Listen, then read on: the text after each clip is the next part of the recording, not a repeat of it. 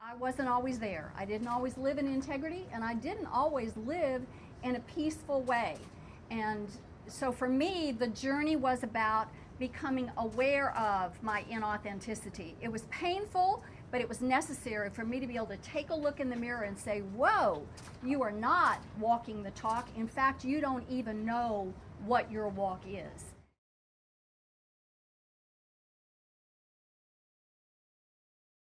Self-awareness is sometimes the painful part, and it's an ongoing process. Just when we think we're there, we find out, oops, I've just run into a brick wall.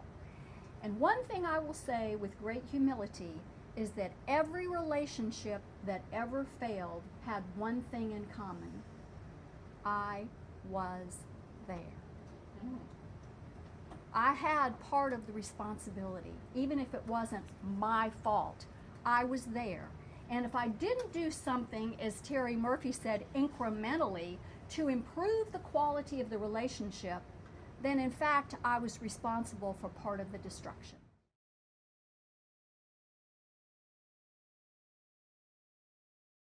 I want to unpack communications a little bit, because I think we can all agree that communications is a huge part to our ability to succeed in life and to succeed as a leader. Can I get an amen on that? Amen. Thank you.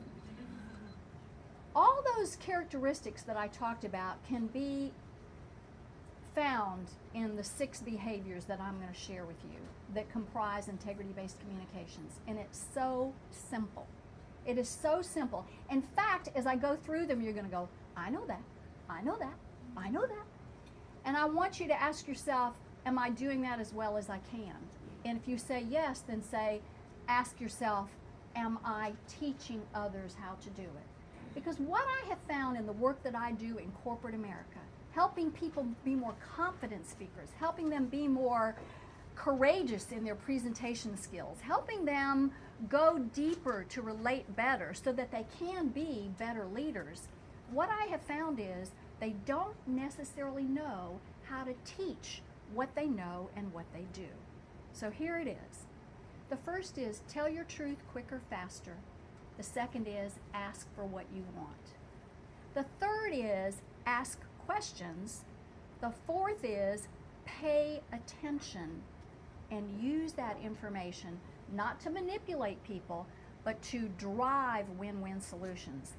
This is where the rubber meets the road, my friends. This is where the trust is built. Number 5 is keep your agreements, and when you see that you can't, renegotiate before the deadline. And finally, give and receive accountability. It's not just about you looking at somebody and saying you aren't doing it. It's noticing that there are 3 fingers pointing back at you, and perhaps you aren't doing it as well as you could.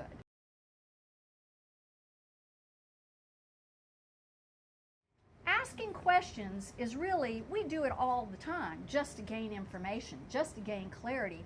But what about going deeper to uncover what's in it for you?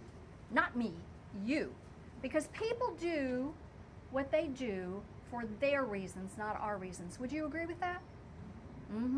So when we can uncover what drives people, what motivates them to work a little longer, to stay a little bit more diligent to the task at hand, to know what drives them, then we can modify in a way that allows us to take that fabulous brain, that wonderful heart, that incredible passion, and match it with Y's passion, and Sherry's passion, and Richard's passion, and Delmar's passion, and Bruce's passion. So you have all these little sweet spots where everybody's strong, and you can find where there's a common link, and we'll all pull together as a team to make it happen.